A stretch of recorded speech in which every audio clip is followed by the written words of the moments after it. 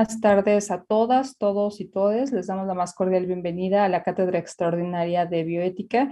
El día de hoy es la penúltima exposición de este semestre y les recuerdo que estamos en el tercer bloque de la cátedra que se llama Biotecnología, Biocapital y Biopoder.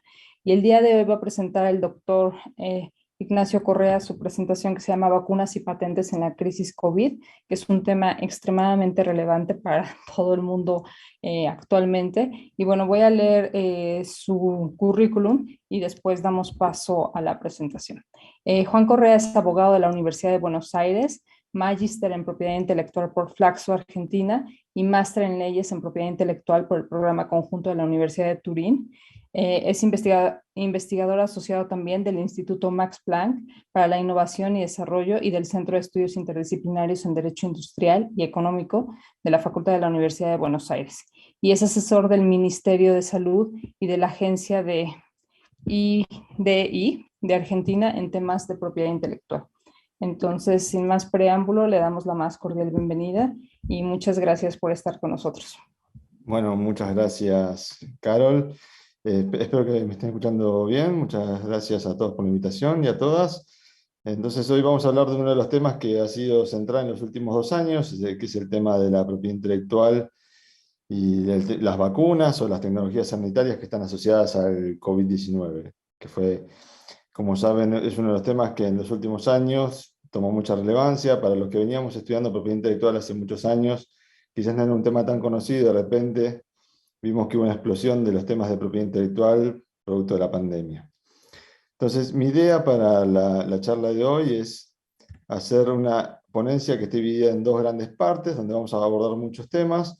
El primer tema que vamos a abordar son los derechos de propiedad intelectual. Vamos a hablar un poco de qué son estos derechos de propiedad intelectual. Vamos a hacer un repaso sobre la teoría de las patentes en particular, que son las que están afectando específicamente los temas de las tecnologías sanitarias COVID-19. Vamos a hablar un poco de la tensión que existía antes del COVID-19 sobre la salud pública y la propiedad intelectual, en particular las patentes.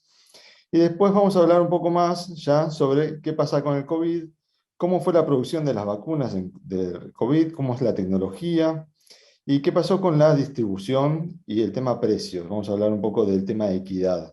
Siendo una cátedra de bioética, me parecía que esto podía ser un tema altamente relevante y que está asociado también a la propiedad intelectual, porque lo que vamos a ver es que la propiedad intelectual es solo una arista de los problemas que hay relacionados con la asequibilidad de las vacunas y con el acceso, pero es uno de los temas centrales y que hoy se está discutiendo también en la Organización Mundial del Comercio, lo que se conoce como el waiver o la exención de los derechos de propiedad intelectual para la producción local de vacunas, ¿no? Que es algo muy importante para los países en desarrollo. Vamos a ver un poco también los números y las estadísticas de qué pasó en estos países con la distribución de las vacunas. Entonces, para empezar vamos a hablar un poco de la propiedad intelectual. La propiedad intelectual está dividida en 2 grandes ramas, que es la propiedad industrial, que ahí están las patentes, los modelos de utilidad, los modelos y diseños, los secretos. Y por otro lado está el derecho de autor, que bueno, incluye las publicaciones, los libros, las obras audiovisuales, los programas de computación, las bases de datos. La mayoría de los países, tanto México como Argentina, tenemos normas específicas sobre propiedad intelectual, tenemos normas específicas sobre patentes, sobre derechos de autor. Y lo interesante de la patente es que la patente es un título que da el Estado, es un derecho, una concesión que le da el Estado al inventor o al titular de una invención, justamente que le permite excluir a terceros, digamos que ninguna otra persona pueda utilizar esa invención, ni para fabricar ni para comercializar. Entonces es lo que se conoce, la patente otorga derechos negativos, digamos, es el no. Sí, la patente me permite a mí decirle a otros que no pueda fabricar, que no pueda comercializar, en algunos casos que no puede importar también el producto desde otro país donde se comercializa. Es en algunos casos donde las importaciones paralelas no están permitidas. Ahora, este título que se concede, que lo conceden las oficinas nacionales, es de carácter territorial, significa que las patentes tienen que ser concedidas en cada país donde se otorgan. Significa que si yo tengo una solicitud de patente en México y me la conceden en México, no va a tener este derecho, no va a estar concedido al inventor, a menos que también se conceda en Argentina. Esto es el tema del carácter territorial de la patente. Otro tema central es la duración de la patente. La duración dura 20 años desde el momento de la solicitud. Es decir, que a partir del momento en que yo la solicito la patente, voy a tener 20 años. En el medio está el periodo de concesión, que en algunos casos puede ser alto y puede ser no. Entonces, como les comentaba, esto quizás lo grafica un poco mejor. El límite, justamente, es la exclusión que le permite al titular de la invención, de la patente o de la patente, de excluir de la fabricación y de la comercialización de su invento. Y esto va a ser muy importante en el tema farmacéutico, porque la industria farmacéutica, hay distintos estudios que lo corroboran, se basa mucho en el sistema de patentes para proteger el desarrollo de invenciones relativas a tecnologías sanitarias, que pueden ser medicamentos, vacunas o dispositivos. Entonces, este es uno de los elementos centrales en los que se basa la industria farmacéutica. Entonces, esto quizás no sea tan relevante, pero bueno, no es un derecho en sí, tampoco es un contrato, es justamente un derecho exclusivo, que lo que le permite a terceros es excluir a otros. Y esto es muy interesante, es un sistema muy viejo, el sistema de patentes se basa en el Estatuto de Venecia de 1474 y se fue modificando durante el tiempo, pero a veces encontramos que los mismos requisitos se mantienen durante el tiempo. Esto lo vamos a saltear y vamos a pasar a los elementos más centrales. Ahora, una patente no es que se conceda automáticamente, no es que un inventor va a la oficina de la propiedad intelectual, en el caso de México es el INPI, el Instituto Mexicano de la Propiedad Industrial, o en el caso de Argentina el INPI, el Instituto Nacional de la Propiedad Industrial, y dice, tengo este invento y lo quiero patentar, y eso automáticamente concedería la patente. Por el contrario, la patente tiene requisitos específicos, que son 3, algunos hablan también de que la invención en sí es un requisito. ¿Qué significa esto? Que para obtener una patente tiene que pasar una prueba que es que sea un invento, es decir, que por ejemplo no sea un descubrimiento, como lo dice aquí en la diapositiva, que el descubrimiento significa que es algo que ya estaba en la naturaleza y lo único que se hace es encontrarlo, no tiene ningún proceso inventivo o de creación humana. Y por otro lado, la invención. Entonces, ¿qué es un invento? Es una solución a un problema técnico. Y esto está reflejado tanto en las leyes de Argentina como de México. De hecho, la ley argentina de propiedad intelectual, de patentes en particular, toma la definición de invención de la ley mexicana de propiedad industrial, que justamente define como invención a la creación humana donde haya una transformación de energía y materia, digamos. No solamente es un descubrimiento en la naturaleza. Esto es muy importante en la industria farmacéutica, por ejemplo, cuando estamos hablando de las terapias génicas o de desarrollos en biotecnología, porque ¿qué pasa? En muchos casos estamos hablando de proteínas o de secuencias de ADN que ya se encuentran en la naturaleza, que se encuentran mismo en el cuerpo humano, y en muchos casos fueron patentadas en muchas jurisdicciones. Muchas jurisdicciones de Latinoamérica no permiten ese tipo de patentamientos, salvo que haya alguna transformación, que haya una modificación genética sobre ese secuenciamiento de ADN, o sobre esa proteína, sobre ese elemento que se obtiene en la naturaleza, porque si no fuese así, muchas leyes, por ejemplo en el caso de Argentina, se toma como un descubrimiento, y por lo cual eso no sería patentable. Por otro lado, la invención, una vez que pasamos este requisito de saber si estamos enfrente a una invención o no, pasamos a los 3 requisitos que se requieren cumplir para que una oficina de patentes analiza para otorgar el título de la patente, que estamos hablando de la novedad, la altura inventiva y la aplicación industrial. No los voy a aburrir con los detalles muy técnicos porque la verdad no sé si no sé si es el objetivo del seminario, pero cuando estamos hablando de esto, lo que estamos asegurándonos es que la invención en sí sea realmente inventiva, es decir, que lo que se está buscando proteger esté más allá de la frontera tecnológica que se encuentra hasta el momento. Y por eso estamos hablando de la novedad o la altura inventiva. La novedad lo que quiere decir es que si eso ya estaba conocido en el estado del arte, antes de la solicitud, entonces esa invención que se busca patentar no será novedosa y por lo cual no debería ser patentable. Lo mismo ocurre con la altura inventiva, que esto se analiza jurisdicción por jurisdicción, puede cambiar porque son conceptos que pueden ser establecidos en cada país.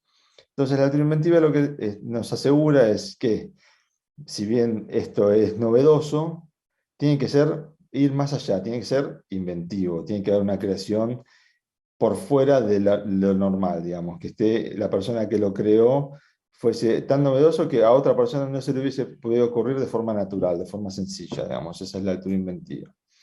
Y la aplicación industrial lo que nos refiere es que sea aplicable en la industria, digamos, que sea reproducible, que pueda ser mecanizado, no es que sea algo fortuito y que se pueda reproducir, por ejemplo, una sola vez. Y esto es muy importante. ¿Y por qué se establecen estos requisitos de patentabilidad? ¿Y por qué hay que poner requisitos de patentabilidad? Porque la finalidad del sistema de patentes, más allá de que busca solucionar una falla de mercado, que lo que estamos hablando es, por ejemplo, de que no haya free riders o que el gasto que hay en innovación o que el innovador, el inventor, pueda tener un derecho exclusivo para recuperar o para ser premiado justamente por esta invención. Al mismo tiempo, la contrapartida es que la invención se divulga. ¿Qué se quiere decir con divulga? Es que el inventor, al momento de solicitar, tiene que establecer en qué se va a basar la invención, tiene que ser una descripción detallada de la invención, tanto de que una persona del instituto, del INPI o de la oficina pueda llevarla adelante. Entonces, el sistema de patentes lo que busca es justamente recompensar al inventor a cambio de que divulgue la invención, y esto lo que nos permite a todos es poder utilizar, después del periodo de protección, digamos, de los años que tiene la patente en vida, que cualquiera puede utilizar, y esto lo que nos genera es invenciones incrementales, personas que puedan desarrollar sobre esa invención nuevas invenciones, y en definitiva mejorar el acervo del conocimiento humano, que es una de las finalidades.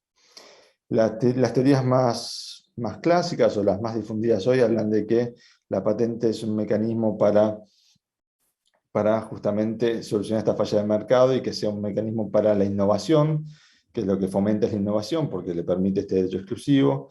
Pero bueno, hay varias teorías y hay varias doctrinas que en ese punto todavía no están tan claras. Hay muchos autores que dicen que si bien es una finalidad, no está tan claro de que la patente sea un elemento que realmente incentive a la innovación, sino que la innovación tiene muchos otros elementos de las que forman parte. Ahora vamos a ir a una parte un poquito más técnica, les voy a mostrar un poco los números de la solicitud de patente que hay de 2019. Y ustedes van a ver que tanto México como en la región, por lo menos, México y Brasil son los países que más solicitudes de patente tienen. Y esto es interesante, pero ¿por qué estamos viendo esto también? Porque también tiene que ver con el mercado, la población. O sea, las solicitudes de patente ingresan no solamente a los países en general, sino también por necesidades comerciales, porque justamente como el derecho es un derecho de excluir a terceros, si yo quiero ingresar a un mercado, la patente me va a servir para que otra persona que tuviese la capacidad de realizar esa invención no lo pueda hacer en el país donde yo quiero ingresar. Lo interesante son las concesiones. Yo pasé muy por arriba el tema de los requisitos, pero los requisitos de patentabilidad, tanto la novedad, la actividad inventiva y la aplicación industrial, pueden ser definidos país por país. Y esto ahora cuando veamos un poco cómo es el sistema multilateral de la propiedad intelectual, a que estamos obligados todos los países, vamos a ver qué es lo que se conoce como flexibilidad. ¿Qué quiere decir esto? Que cada país define cómo va a tomar la novedad, la actividad inventiva y la aplicación industrial. Y esto entonces, depende de qué tan riguroso sea el análisis, va a modificar el número de concesiones o de rechazos de patentes. Por ejemplo, Argentina es un país que tiene requisitos de patentabilidad muy rigurosos y por lo general el nivel de concesión es bajo. Y esto es algo permitido y normalmente aceptado por las normas internacionales. Entrando un poquito más al tema farmacéutico, por ejemplo en Argentina, vemos que las publicaciones de patentes son alrededor de 700 por año. En Argentina entran alrededor, como ya vimos, de 4.000 patentes por año de solicitudes. Y vemos que las concesiones y los rechazos también son bastante altos. Por ejemplo, esto para darle un número más acabado, el ratio de concesión, o sea, cuánto se concede entre lo que entra por año y lo que se rechaza por año en solicitudes de patentes farmacéuticas, vemos que Argentina es uno de los países, junto con Brasil, de los más bajos. Brasil también es un país que tiene requisitos de patentabilidad muy altos, y el problema de Brasil en particular, igual es que tiene un atraso en la oficina de patentes de entre 8 y 10 años. Es decir, que una patente en Brasil puede tardar 10 años en ser concedida, lo que limita mucho también la vida de la patente, porque si estamos hablando de que la patente duraba 20 años, significa que la vida útil que le queda al titular es de 10 años.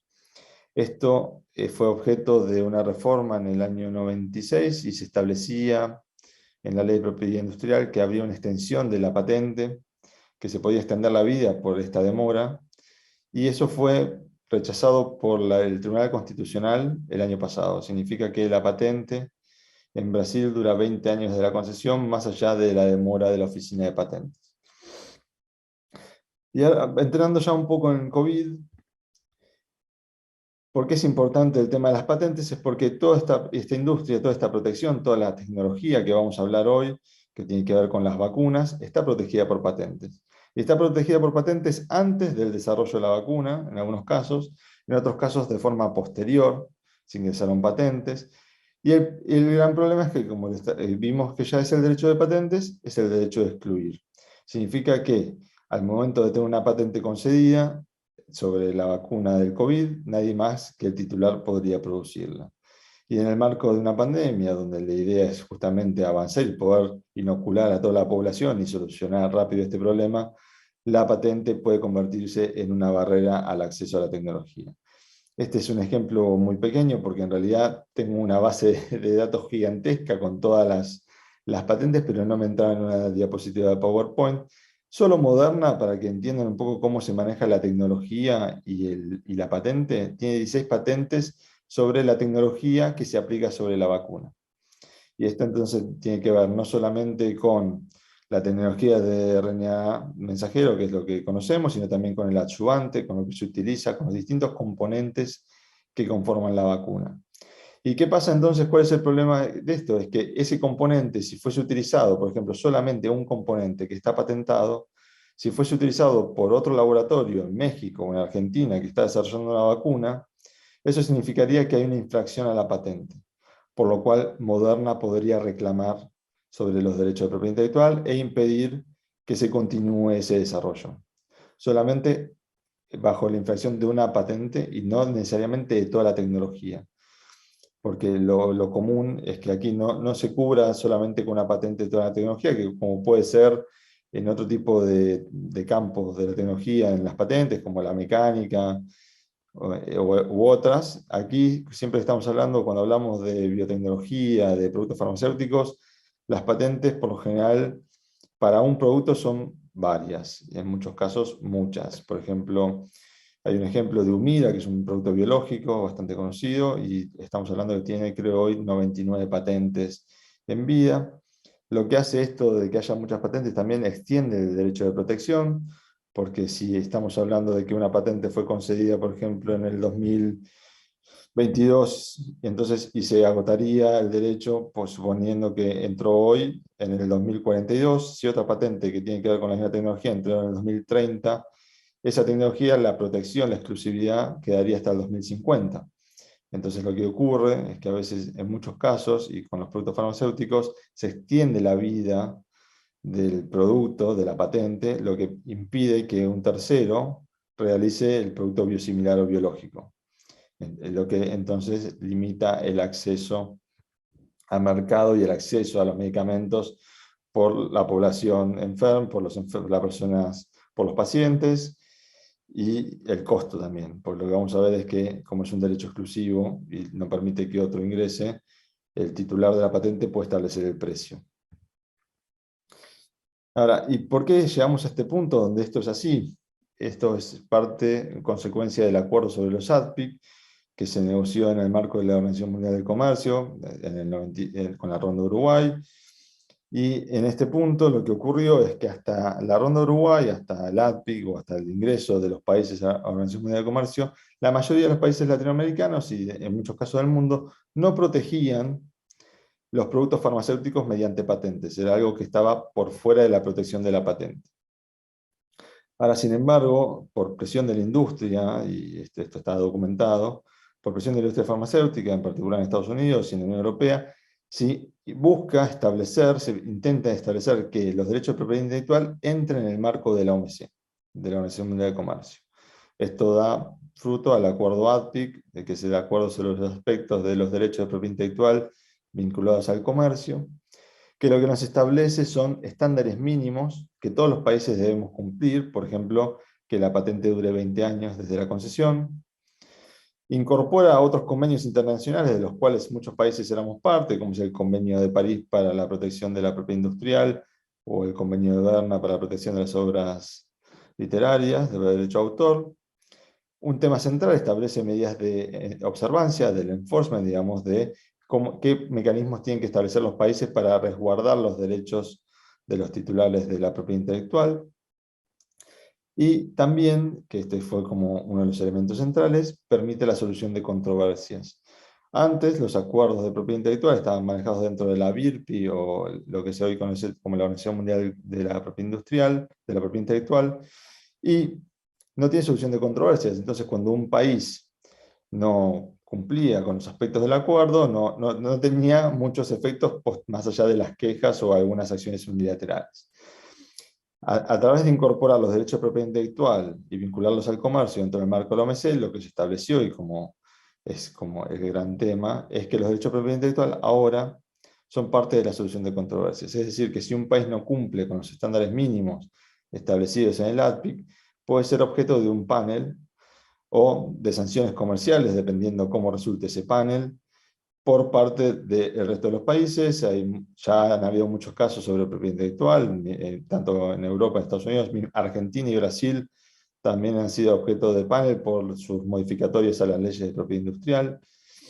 Entonces, este fue como el gran tema del acuerdo sobre los ADPIC, que ahora la propiedad intelectual está vinculada al comercio, por lo cual entonces puede haber sanciones comerciales, que ha sido.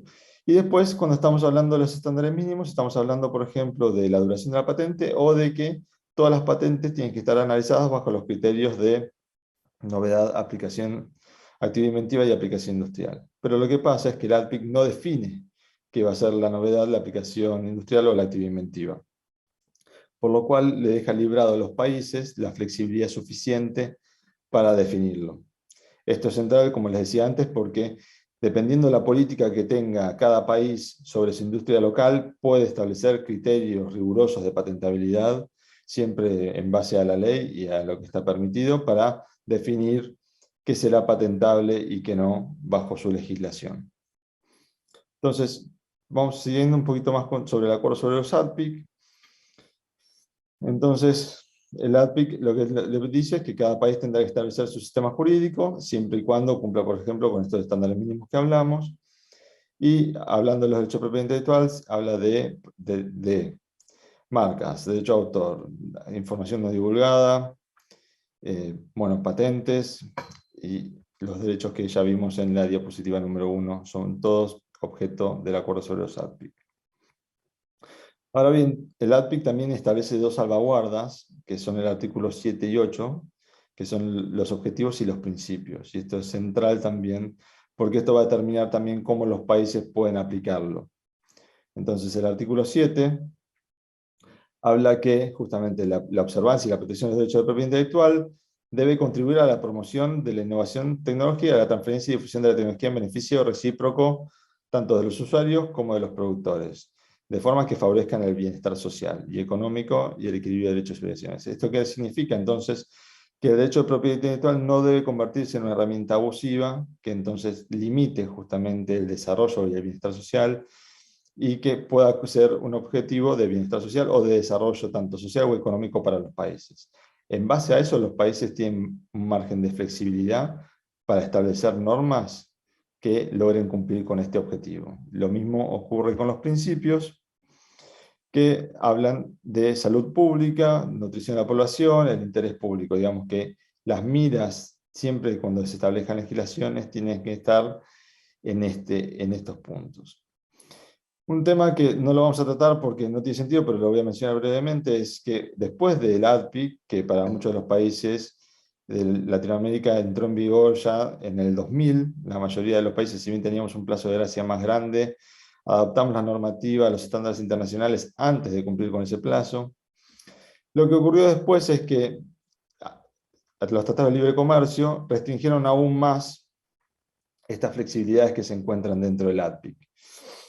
Y eso es algo que, bueno, en el caso de México es el caso del TEMEC, que ahora, por ejemplo, incluye la protección de las segundas indicaciones médicas, que es algo que muchos países de la región no conceden patente, porque lo que estamos hablando es que eso podría ser más un fin terapéutico más que una nueva invención, entonces en muchos casos se excluye por ese motivo.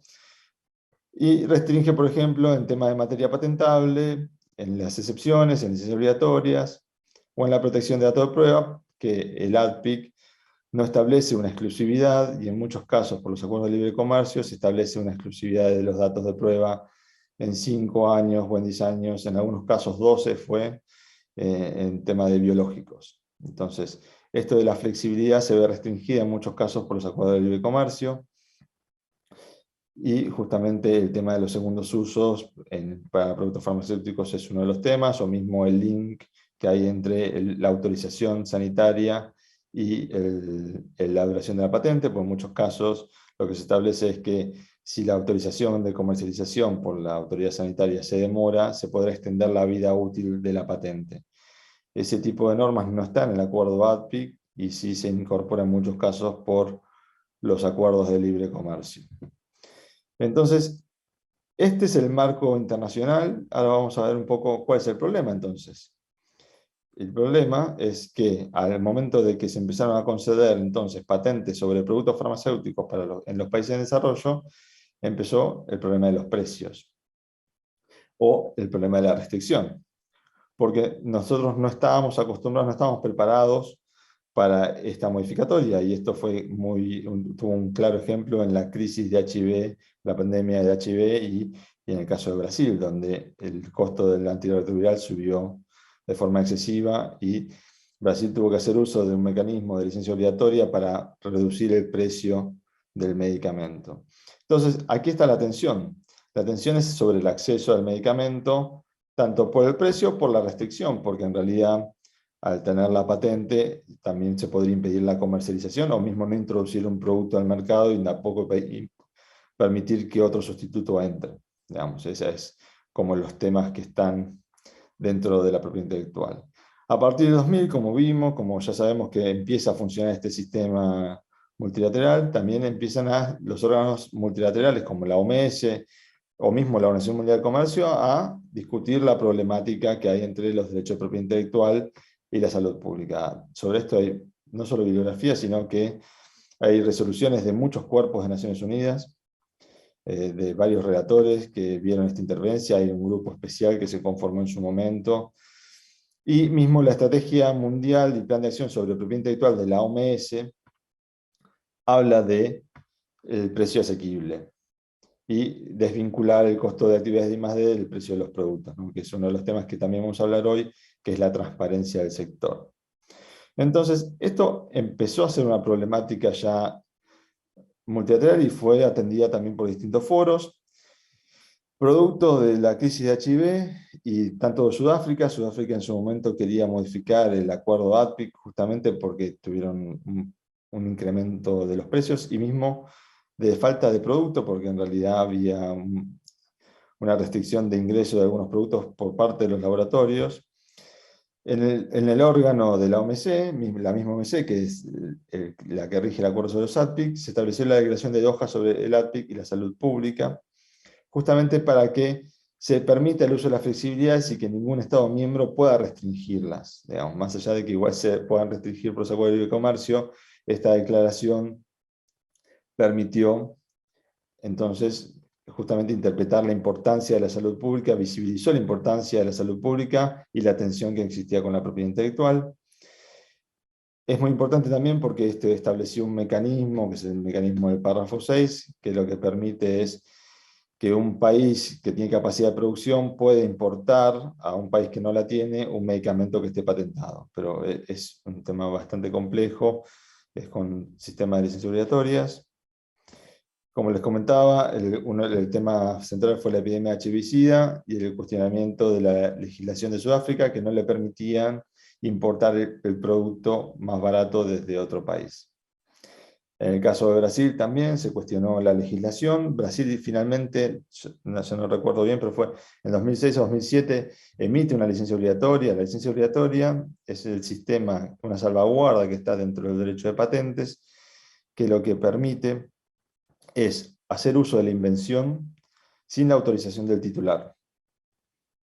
Y ese es el mecanismo para justamente impedir tanto el exceso de precios como la falta de la producción local o mismo de la comercialización de un producto. Entonces los países tienen la capacidad de emitir licencias obligatorias. La cuestión de la licencia obligatoria fue muy discutida sobre el COVID. En algunos casos se emitieron licencias obligatorias sobre productos relacionados a tecnologías, y que creo que Israel en un momento amenazó con emitir una licencia obligatoria si no se le bajaba el precio de uno de los medicamentos biológicos que se está utilizando como terapia para el COVID. En otros casos se utilizó también para el tema de ventiladores, de respiradores. Se emitió licencia obligatoria o se buscó emitir una licencia obligatoria y al final el laboratorio o la industria, antes de llegar a la licencia obligatoria, termina negociando con el país el producto. En el caso de Brasil, buscó emitir una licencia obligatoria mucho antes de la que termina emitiendo, pero al final logró negociar con el laboratorio una reducción significativa de precios. Después hay ejemplos negativos también del uso de licencias obligatorias, donde lo que pasó es que la presión impidió el uso de la licencia obligatoria, que fue el caso de Colombia, de Matimibio en 2016-2017, que el Ministerio de Salud quiso formalizar la emisión de licencia obligatoria, dio indicios de eso y el gobierno colombiano recibió mucha presión tanto de embajadas como de laboratorios para que no lo hicieran y finalmente no se hizo. Pero la licencia obligatoria es uno de los elementos centrales del sistema de patentes y es uno de los elementos centrales de lo que se discutió en el último año, en este caso donde teníamos patentes para vacunas COVID y cuáles eran los mecanismos que podían utilizar los países para usar esa tecnología. Entonces la licencia obligatoria se volvió central en este tema. La vamos a volver a tomar, pero lo importante es entender que justamente la licencia obligatoria tiene esta finalidad, es poder utilizar la invención de un tercero, una invención patentada, de un tercero sin su autorización, a cambio de una remuneración y unos requisitos que se deben de cumplir, ¿no? Pero esa es la idea central.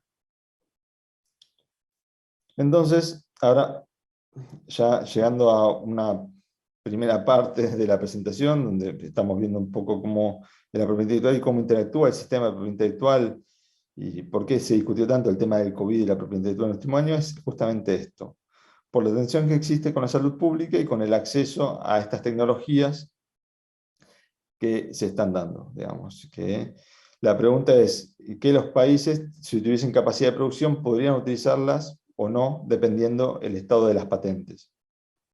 Y en muchos casos analizar las patentes no es sencillo, porque como vimos, para el caso Moderna, la tecnología en sí tiene 16 patentes, entonces requiere mucha investigación, no es algo que un investigador o una pequeña empresa pueda realizar, sino que requiere un gasto significativo y siempre está el riesgo de infracción.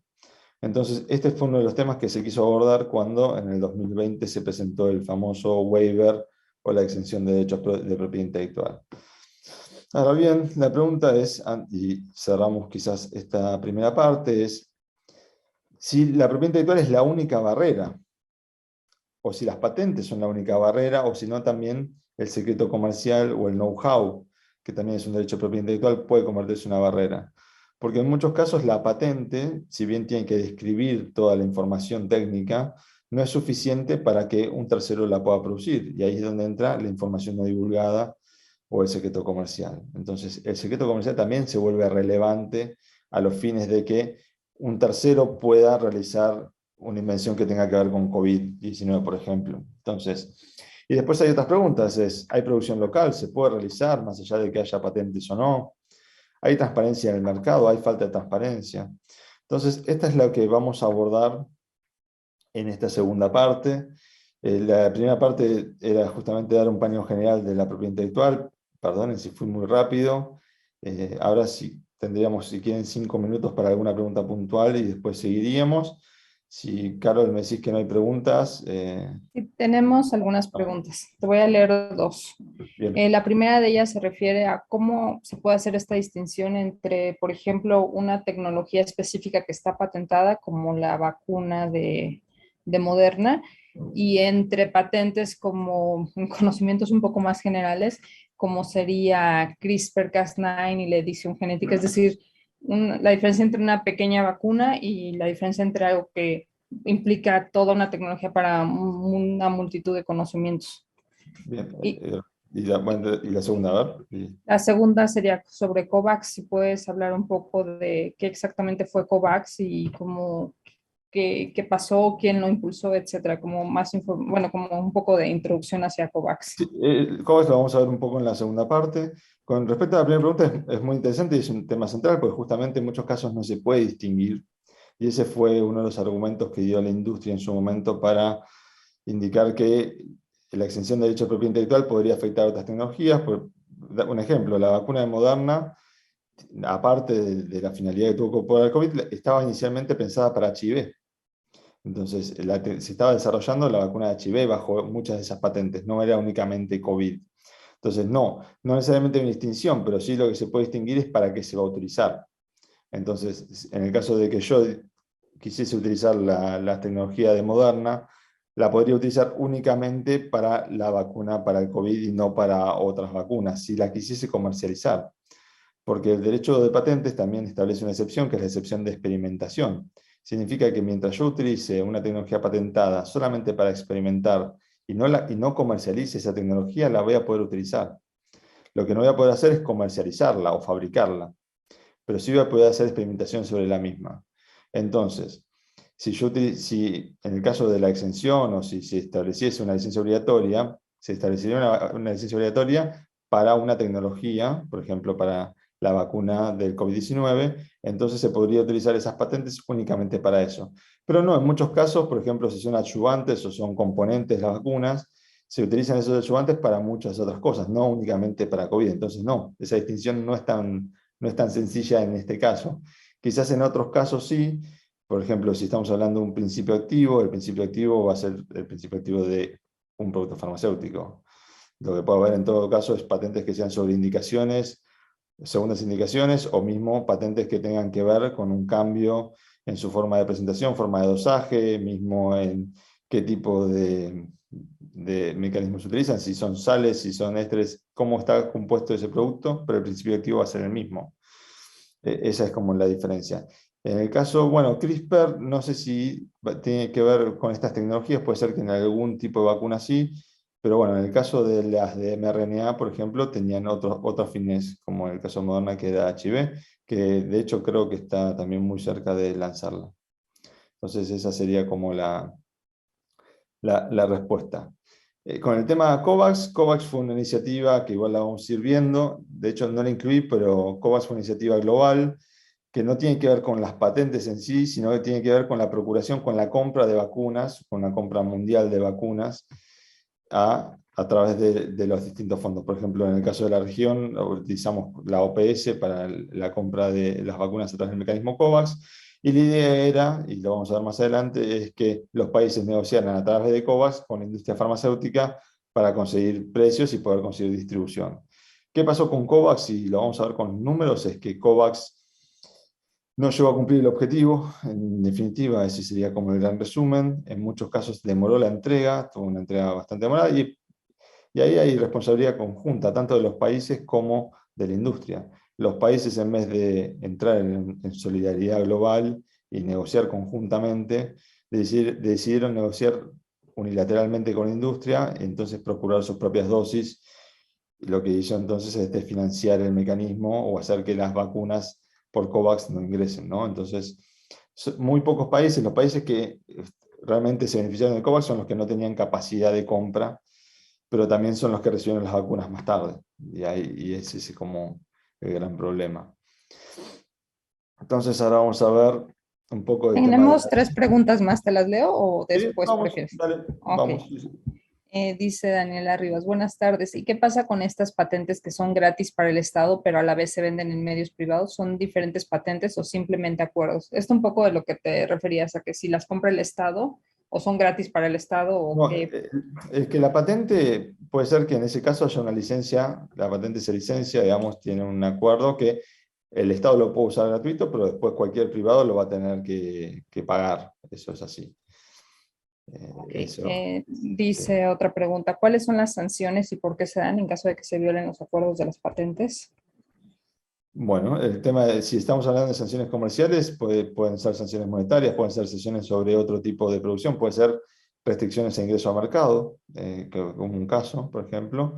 Entonces lo que ocurre es que si yo tenía una cuota de mercado en un país y me sancionan por una falla en propiedad intelectual o justamente una infracción de propiedad intelectual, no voy a tener esa cuota de mercado para el ingreso del país, lo que en realidad es un perjuicio económico significativo. Ese tipo. Y después, a nivel privado, son juicios entre particulares, que son daños y restituciones y, por lo general, sí, monetarias también. Y la última pregunta es muy larga, te la voy a leer. Dice, en los ejercicios de protección de invención se le da a las universidades un papel como centro de desarrollo científico. Sin embargo, la Universidad Latinoamericana no está interesada en la explotación y eso impide que importantes avances lleguen a la explotación. Tampoco la industria latinoamericana está interesada en el desarrollo de conocimiento. ¿Habrá forma de conciliar intereses? Como sociedad existe forma de ayudar a catalizar esos cambios de mentalidad para que finalmente de forma sinérgica actúen los actores en el desarrollo de conocimiento y sobre todo la aplicación real de las invenciones. Ahora que se piensa en las reformas de las universidades, ¿qué cambios sugiere? Muchas gracias y muy importantes reflexiones. Muy buena pregunta. No sé si estoy tan de acuerdo. Yo creo que las universidades todas quieren comercializar, pero el problema es que no tienen la capacidad de hacerlo. Por ejemplo, un producto farmacéutico, más allá de tener la patente y poder haber hecho una invención que es fantástica, después hay que pasar por las etapas de aprobación. Digamos, ya creo que todos conocimos lo que es la fase uno, la fase 2, la fase 3, la fase 4, y todas esas fases son muy costosas para, por ejemplo, una universidad, de un país en desarrollo al menos. En el caso de Estados Unidos o la Unión Europea, con otros recursos, la verdad que sí tienen la capacidad de explotar la invención desde, por ejemplo, un centro público o mismo una universidad. Pero en los países en desarrollo es muy difícil alcanzar esa etapa, entonces lo que termina pasando es el licenciamiento de la tecnología. Pero no hay que olvidar que nuestro PBI y nuestro gasto en investigación y desarrollo por lo general es bastante bajo, y al mismo tiempo llegar a una fase 3 sería muy costoso y después asegurar que eso tenga éxito comercial. Entonces a veces el riesgo para una universidad es muy alto, no es que no quiera, sino que realmente no podría. Lo que yo sí creo es que las universidades tienen una gran capacidad de transferencia de tecnología, que es producir para luego transferir al sector privado y el sector privado utilizarla para comercializarla y que haya una evolución, que sea un círculo virtuoso entre la universidad y el sector privado que se beneficien mutuamente y aparte permita financiar también continuar la investigación en el sector público.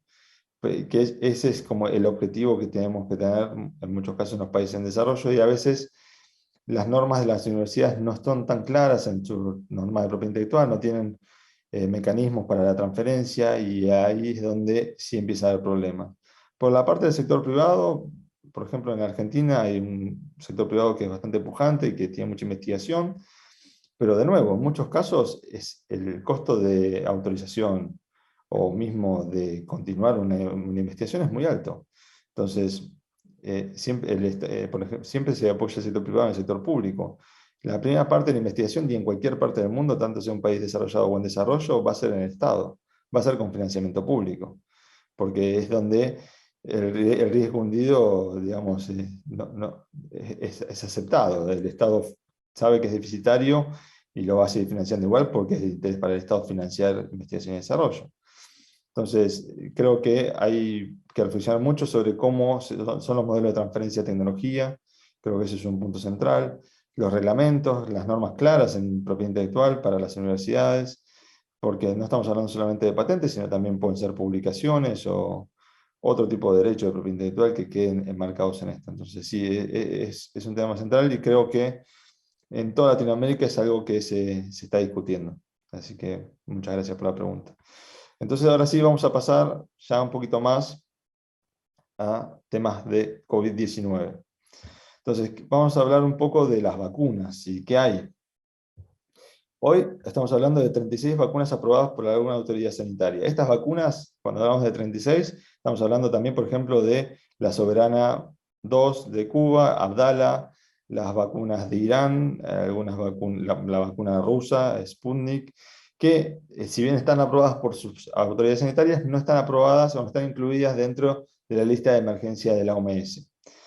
Por ejemplo, en Argentina uno de los grandes temas fue que se vacunó mucho con Sputnik, y Sputnik al no estar aceptada en el mundo, nadie podía salir del país, era ver cómo te dabas la vacuna para poder ingresar. Casi 18 billones de dosis fueron compradas tanto por COVAX como por los países. De esas 18, solo 2,8 fueron aseguradas por COVAX, en muchos casos no solo por COVAX, sino por donaciones de Francia, de India, de China y de Estados Unidos. Y acá vemos el gran problema de COVAX, que solamente 1,49 billones de estas vacunas fueron entregadas. Más adelante vamos a ver la proyección mensual de cómo se entregan estas vacunas y vamos a ver que COVAX en los primeros meses entregó muy pocas vacunas.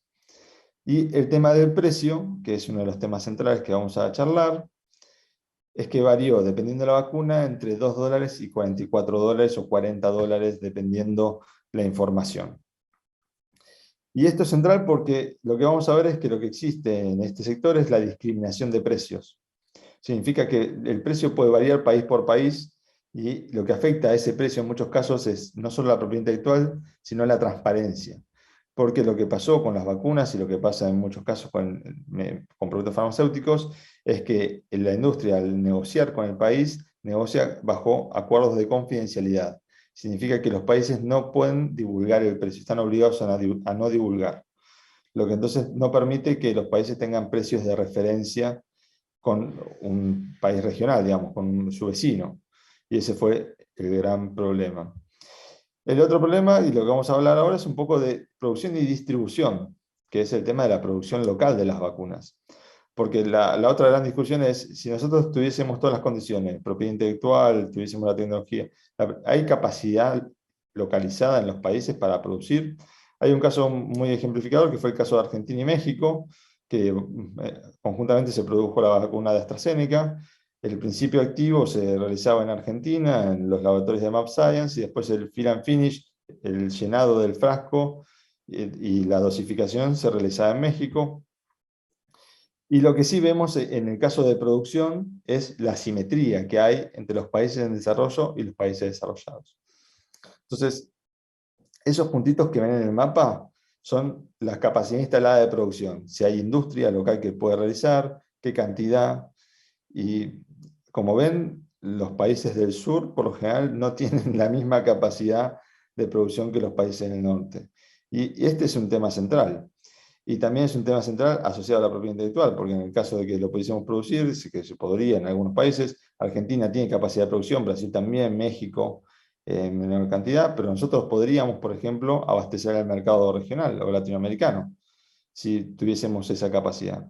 Esta es una información de Naciones Unidas, aparte no es oficial, y lo que vamos a ver un poco es dónde se produjeron el resto de las vacunas. Por ejemplo, Johnson Johnson. Vemos que, bueno, la India es un gran productor mundial de vacunas, pero lo que siempre vamos a ver en estos casos es que se hacen por lo general en países del norte.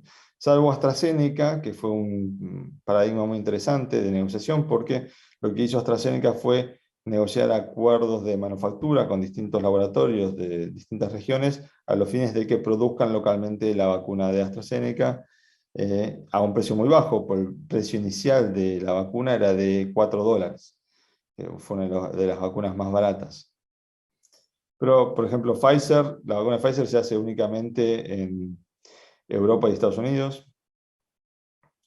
AstraZeneca, ahí es muy interesante el modelo, porque sí vemos que AstraZeneca tiene producción en distintas partes. Bueno, fue el caso de México, Argentina, Brasil. Mismo en Asia se realizó. Corea tuvo también una vacuna AstraZeneca, la India. Moderna solamente se realizó en Estados Unidos y en algunas partes de Europa.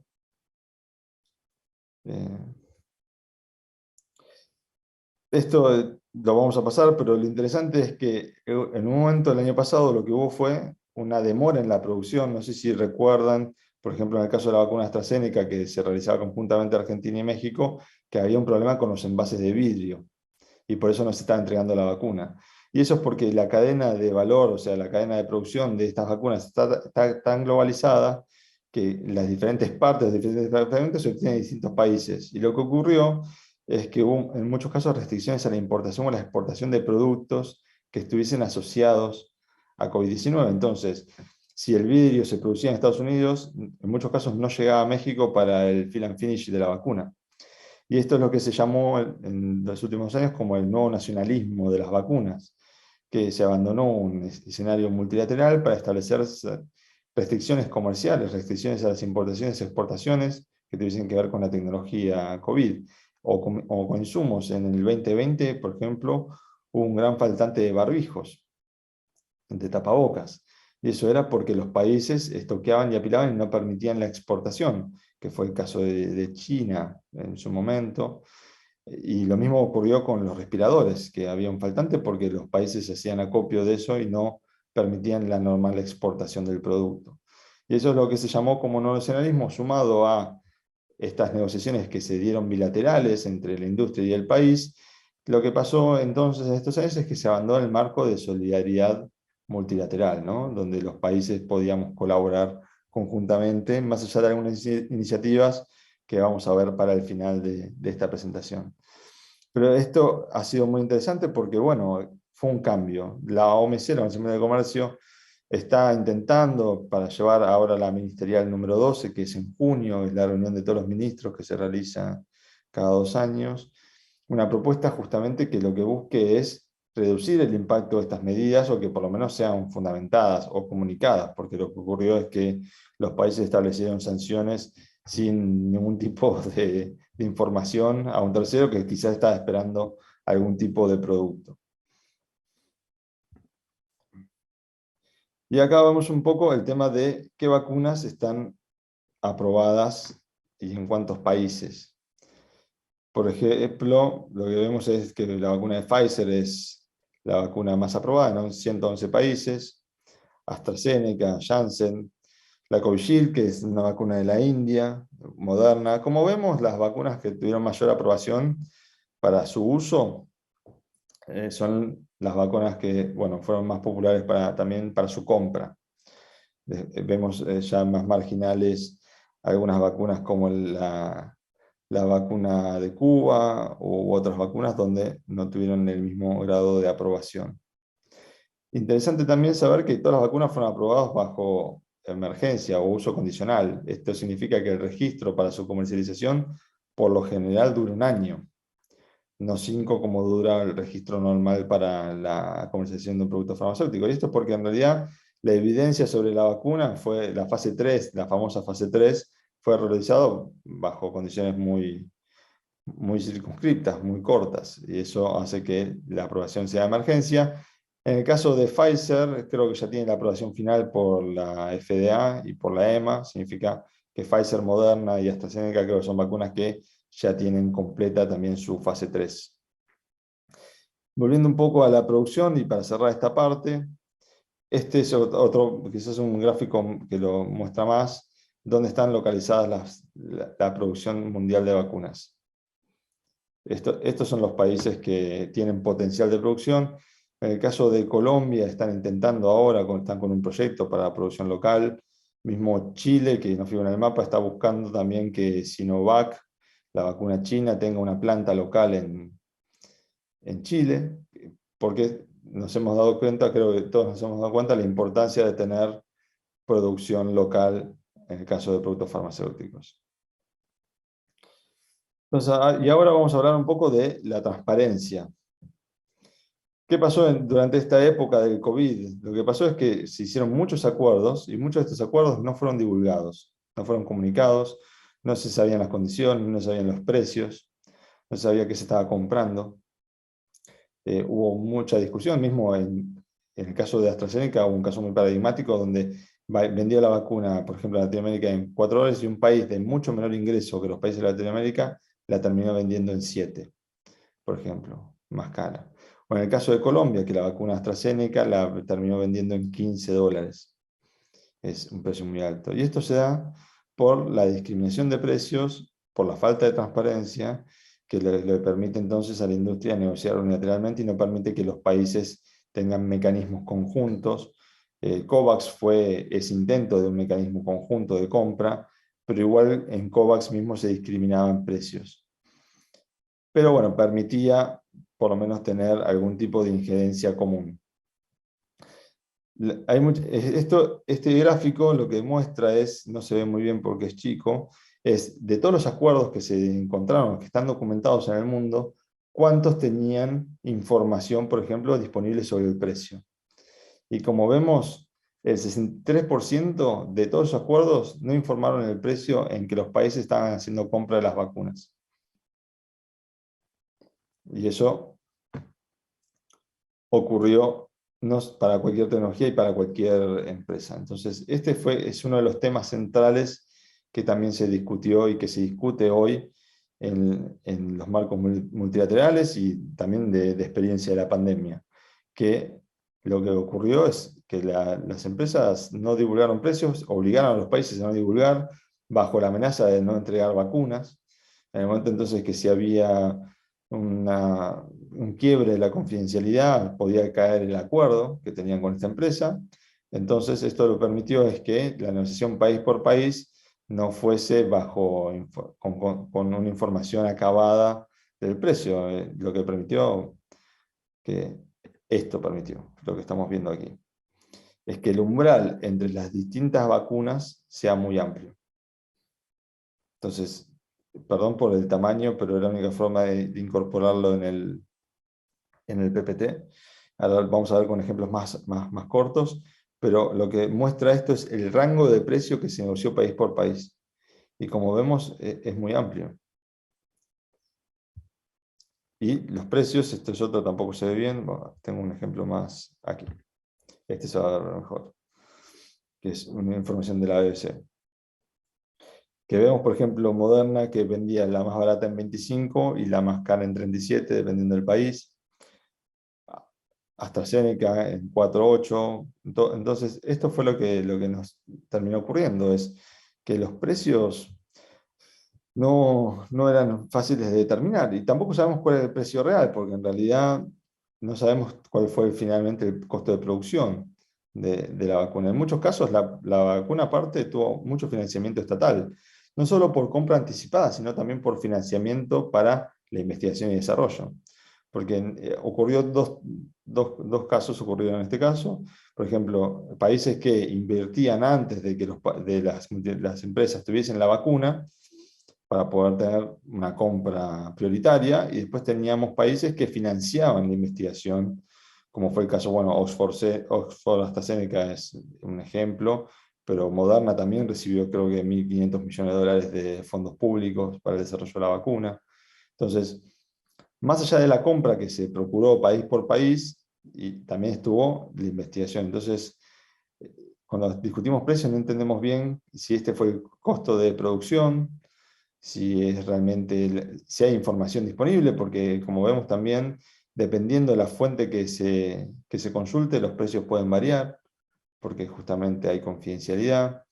Y esto para un futuro, para un posible escenario posterior o mismo como una cuestión de acceso, es cuestionable, ¿no? Porque en realidad lo que tendría que haber pasado es que se venda a un costo que fuese accesible para todos los países. Más adelante vamos a ver cuánto implicó el costo de una vacuna en el presupuesto nacional de salud y vamos a ver que eso varía también entre un país en desarrollo y un país desarrollado.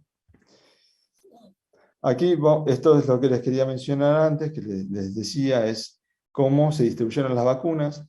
El verde fuerte es la distribución que se dio de forma bilateral, en acuerdos entre el laboratorio y el país, y el verde clarito es cómo se distribuyó en COVAX. Entonces vemos la diferencia y lo que fue pasando con COVAX, que lo que se priorizó fue la entrega de vacunas a los países que ya habían comprado, que ya tenían sus órdenes realizadas, ya habían pagado, al mecanismo COVAX. Entonces vemos que por lo menos hasta casi fines del año 2021, COVAX no tuvo una gran cantidad de participación en la entrega de vacunas. Y esto es el punto central de por qué el mecanismo no terminó de funcionar. Pero como les dije antes, no es culpa del mecanismo en sí, sino es culpa también de los países que, bueno, atendiendo sus necesidades nacionales, también realizaron las compras que debían hacer. No es criticable, pero bueno, esto es, lo que es una experiencia, es algo que podemos aprender de cómo va para futuros escenarios de pandemia. Y esto es también muy interesante y también enmarcado en la solidaridad global, es que en muchos casos los países compraron vacunas de más, muchas veces para cubrir su población, como es el caso de Canadá, por ejemplo, que compró hasta 6 veces la cantidad de vacunas que necesitaba para cubrir su población. Eso, como vemos, el número decrece, pero siempre estamos hablando de los primeros de los países desarrollados, estamos hablando de países de ingresos altos. Cuando pasamos a países de ingresos medios, vemos que pasamos de 6 veces a 2,5 veces, por ejemplo, en el caso de Perú, Tailandia, y si seguimos bajando y vamos a los países de ingresos medios o de bajos ingresos, vemos que muchas veces solamente logramos cubrir la población y un poquito más, como es el caso de las Filipinas, pero que aquí también atiende a la solidaridad, ¿no? Como vimos como países desarrollados multiplicaron su cantidad de vacunas de forma exponencial, sabiendo que eso lo que hacía es dejar a muchos países sin acceso inmediato a las mismas, ¿no?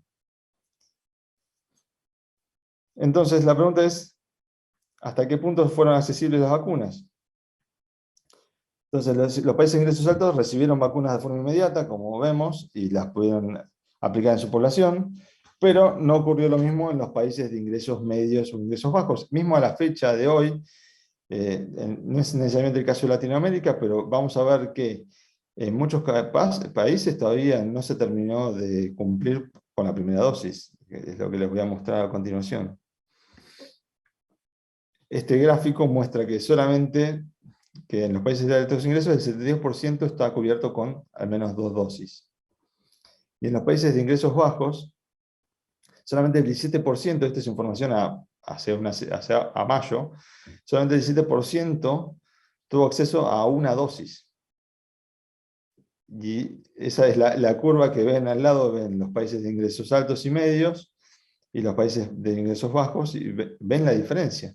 Y esto tiene que ver tanto con la falla en el mecanismo COVAX, los acuerdos bilaterales, o sea, cómo fueron las compras de las vacunas, cómo fue el estoqueo país por país.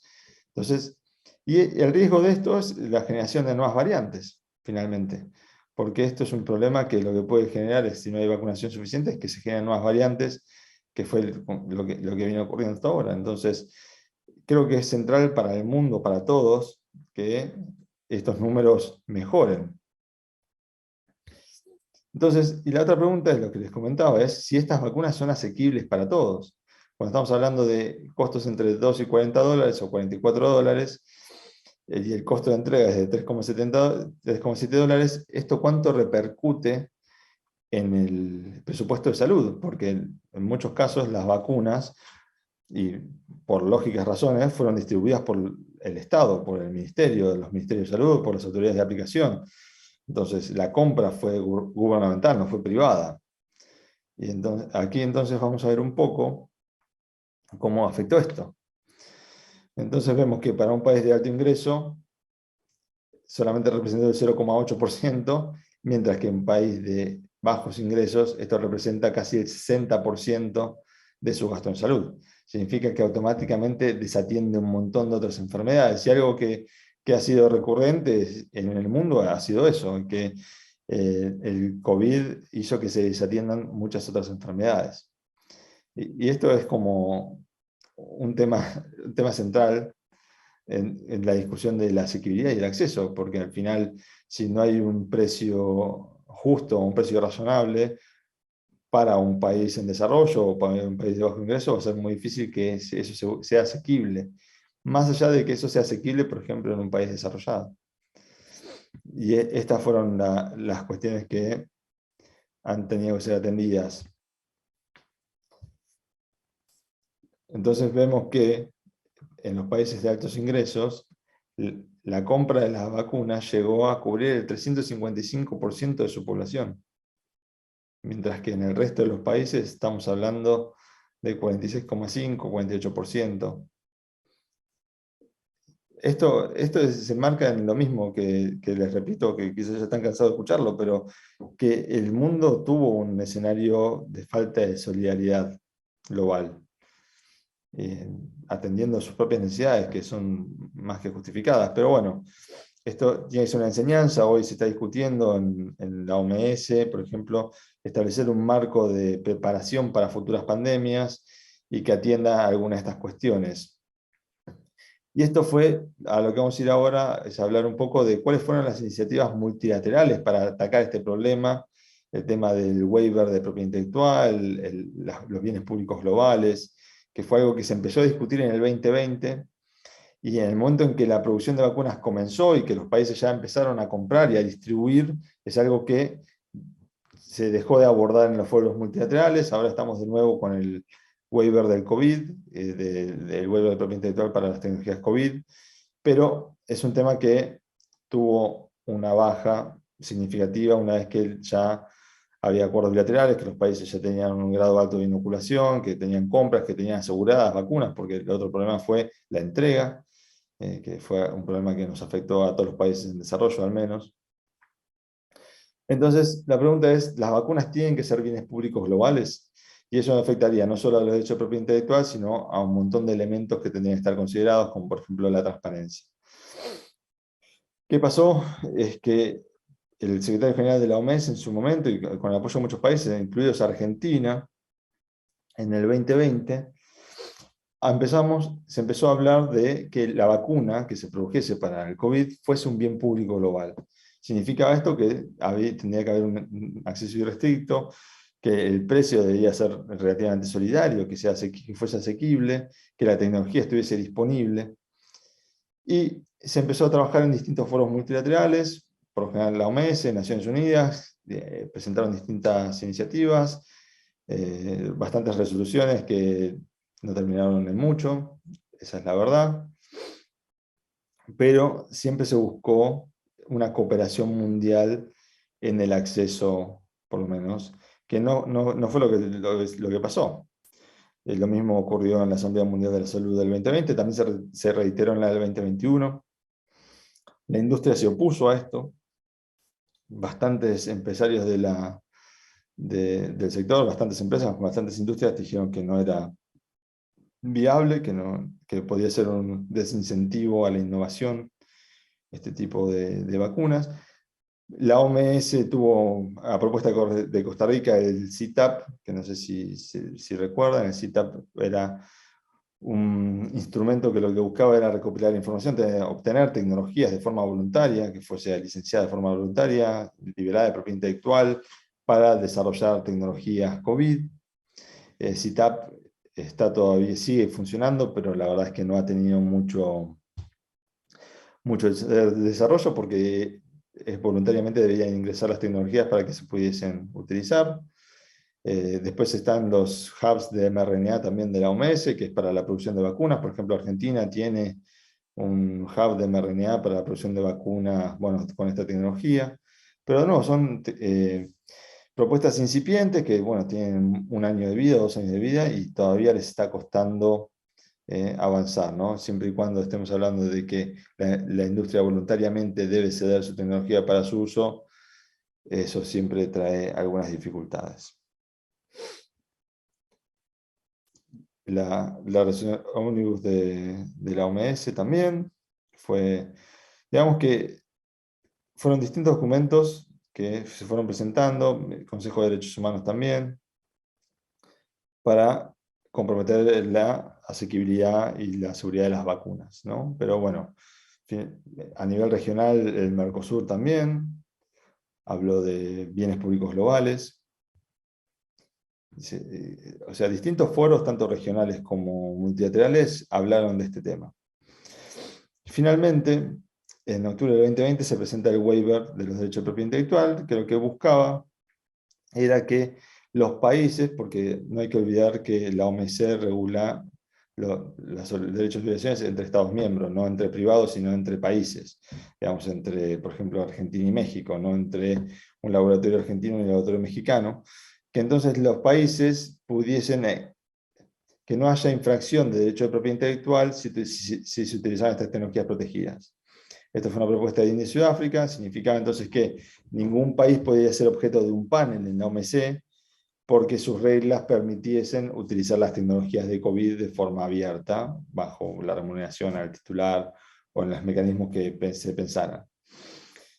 Este acuerdo, esta exención tuvo la fuerte oposición de Estados Unidos y la Unión Europea en el inicio. Eso hizo que no pudiese avanzar durante los primeros meses del 2021. La administración Biden en Estados Unidos cambia esto y en mayo, el 11 de mayo, propone apoyar la iniciativa del waiver, y lo que cambia, principalmente con el apoyo de Estados Unidos, es que dejamos de hablar de tecnologías sanitarias, que eso implicaba no solo lo de las vacunas, sino también los tratamientos, porque hoy lo que ocurre es que hay muchos tratamientos para el COVID, y solamente estábamos hablando de las vacunas. Desde mayo del 2021 hasta mayo del 2022 no hubo ningún avance. En mayo del 2022, en abril en realidad, lo que pasó es que se formó un grupo de 4 países, que eran Estados Unidos, la Unión Europea, Sudáfrica y la India, que son los promotores, y buscaron consensuar un texto. Ese texto se presentó la primera semana de abril, se presentó una propuesta de texto que, curiosamente, ninguno de los 4 que había consensuado ese texto dijo estar de acuerdo con el texto. Entonces, fue algo muy extraño, porque los 4 países habían llegado a un mediano acuerdo, y después en segundas consultas, por ejemplo, los países consultaban a la India o a Sudáfrica si estaban a favor de ese texto para ver si apoyaban o no. Ellos decían que todavía no tenían confirmación de apoyar ese documento. Ese documento lo que hizo fue cambiar significativamente lo que conocíamos como waiver, que era la exención sobre todos los derechos de propiedad intelectual que tuviesen que ver con las tecnologías COVID, que ahí no solo hablaba de las patentes, sino también, por ejemplo, hablaba de la información no divulgada, que era uno de los temas centrales que les mencionaba, y lo circunscribió únicamente a las patentes y a un mecanismo de licencias obligatorias, que está contemplado en el artículo 31 de los ADPIC.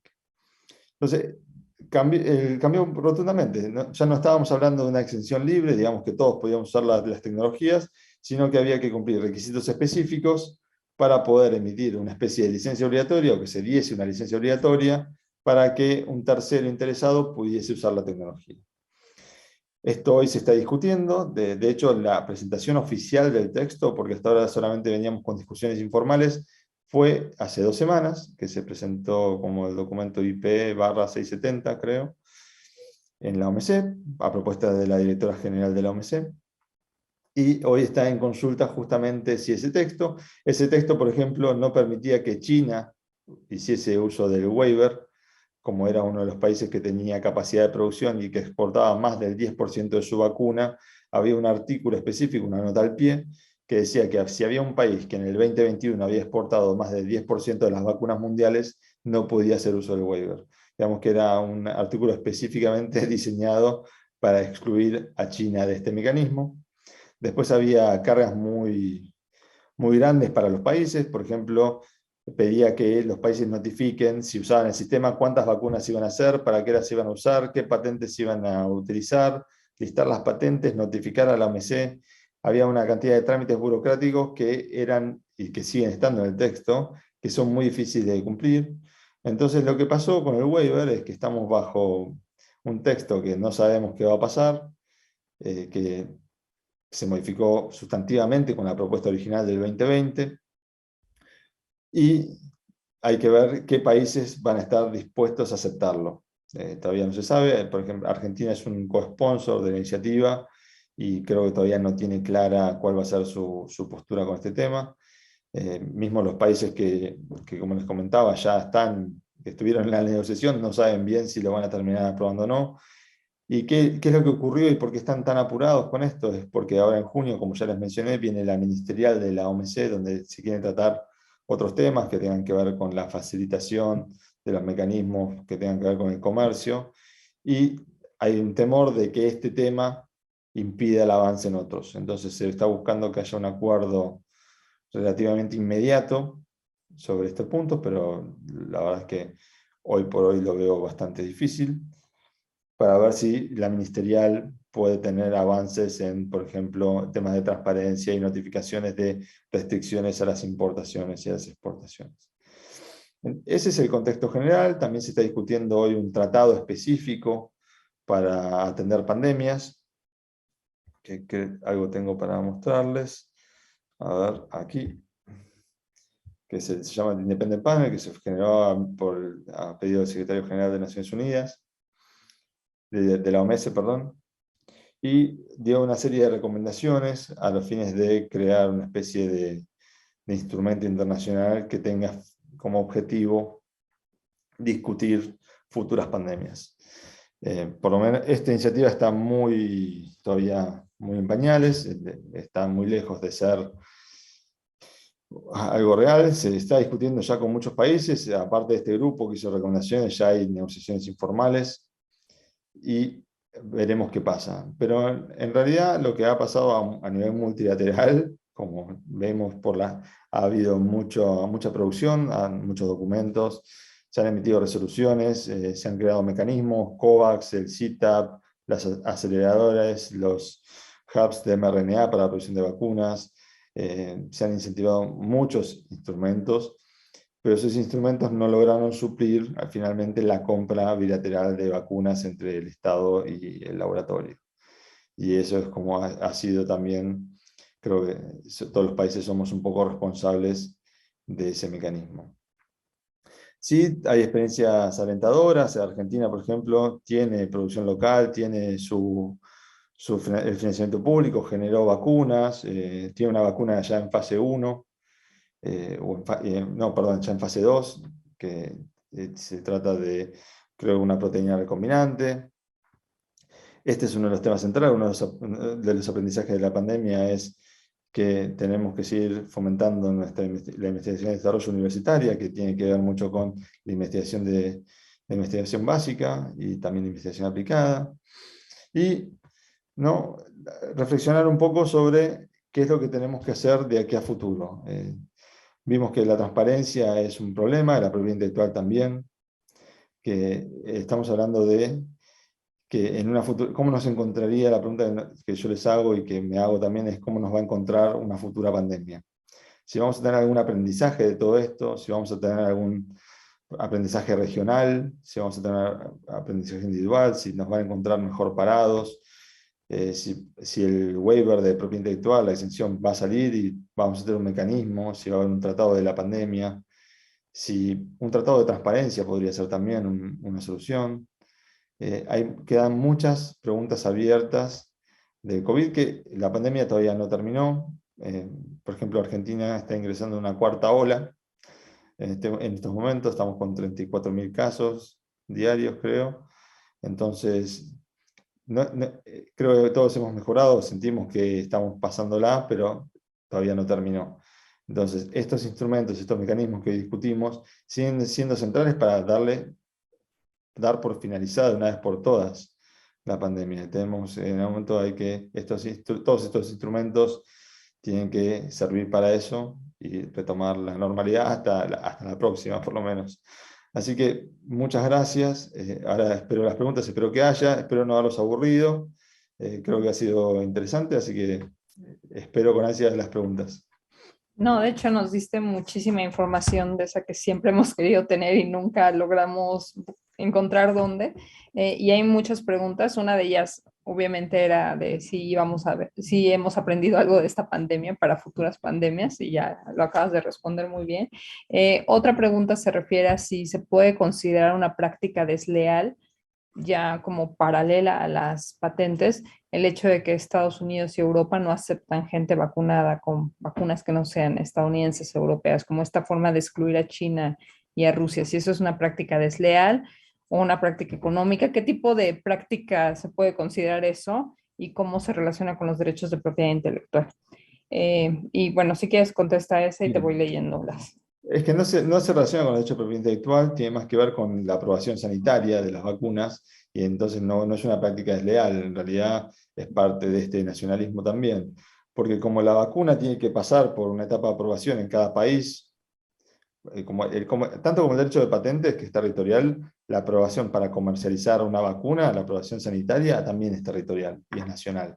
Entonces, si una vacuna no está aprobada en un territorio, o por ejemplo en la lista de emergencia de la OMS, no va a poder ser utilizada para ingresar a ese país. La Unión Europea, por ejemplo, sí acepta las vacunas chinas, y Estados Unidos también, porque como está en la lista de emergencia de la OMS, esas vacunas sí son utilizadas para ingresar.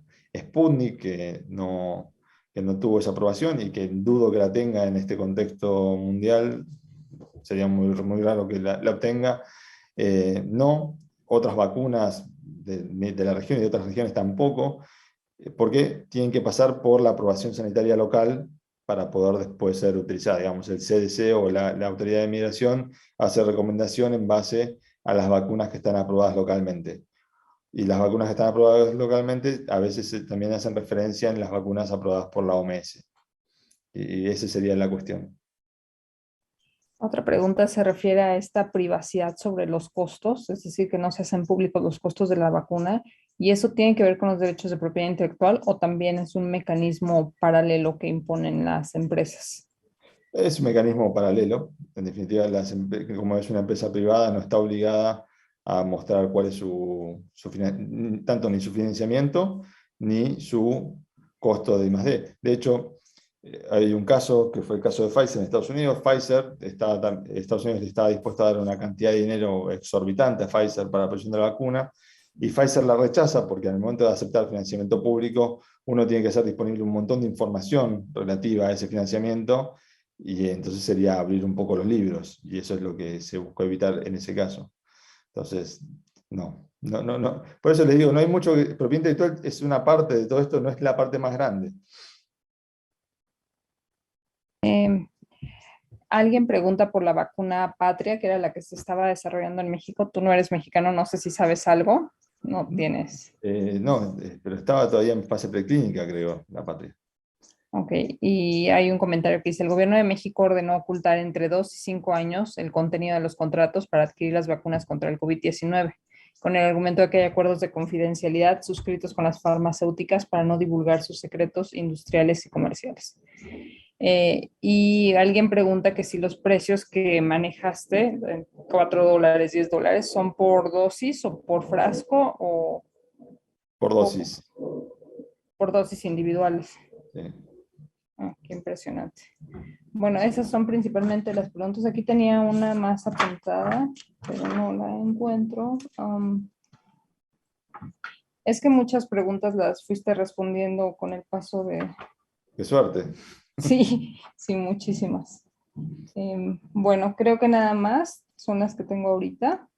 Y bueno, no sé si quieres agregar ya un comentario final para cerrar o... No, sí, yo creo que para cerrar es un poco esto, ¿no? Que tenemos que ponernos a pensar también como países en desarrollo qué política vamos a tomar.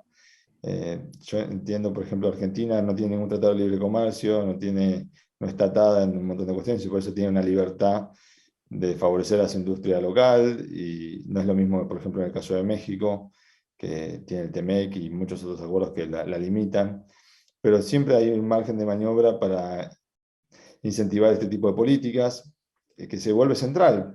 Pues yo creo que la pandemia lo que nos mostró es que, más allá de las cadenas globales de valor o la globalización, en algún punto, si hay una emergencia o una situación de extrema urgencia, los países van a terminar favoreciendo sus propios intereses, que es lo lógico, y creo que tanto Argentina, México, cualquiera haría lo mismo, pero entonces ahí es donde se torna relevante tener la capacidad de poder utilizar, ¿no? Tanto la tecnología, como si fuese el caso de propiedad intelectual, o tener la capacidad instalada para finalmente realizar una vacuna.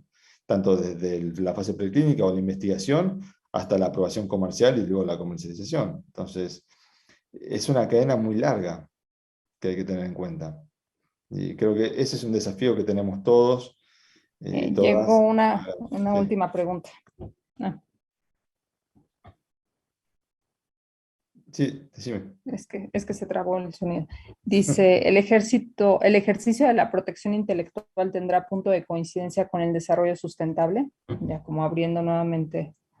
Es que sí lo tiene, en el momento en que la propiedad intelectual esté balanceada, digamos, si el país tiene una política que balancea el derecho de la propiedad intelectual, justamente que puede ser virtuosa para el desarrollo sostenible, para el desarrollo y el bienestar social, esa es la finalidad de la propiedad intelectual. Lo que no hay que permitir es que la propiedad intelectual se vuelva abusiva, digamos, que sea un elemento de control de precios, de restricción de mercado, de falta de comercialización de productos. Y ahí es donde las políticas nacionales tienen mucho que ver. Pero, por ejemplo, pueden ser un incentivo fundamental hoy para el cambio climático, que es otro de los temas, o para la resistencia antimicrobiana, que son temas de supercentralidad que se están discutiendo también. Ok, muchísimas gracias. Con esto cerraríamos y bueno, quedamos perfectos en la hora y media. Y bueno, te agradecemos muchísimo haber estado con nosotros. Fue de verdad súper interesante esta plática, a diferencia de muchas otras pláticas sobre las vacunas, etcétera. Fue como súper ilustrativa y con muchas cosas sobre los derechos de propiedad intelectual, que ya habíamos visto un poco el tema para lo de las semillas y las cosas Ah, agrícolas, qué pero no habíamos bueno. entrado a qué eran las patentes ni nada, sino nada más este sistema internacional de patentes sobre las semillas. Entonces esto complementa y profundiza muchísimo en nuestra información y bueno, te agradecemos mucho y esperamos volver a contar con tu colaboración en un futuro en el programa universitario de bioética. Al contrario, muchísimas gracias por la invitación y cuando quieran, estoy disponible. Muchas Muchísimas gracias. gracias. Buenas tardes y buenas noches allá en Argentina. Hasta luego. Hasta luego.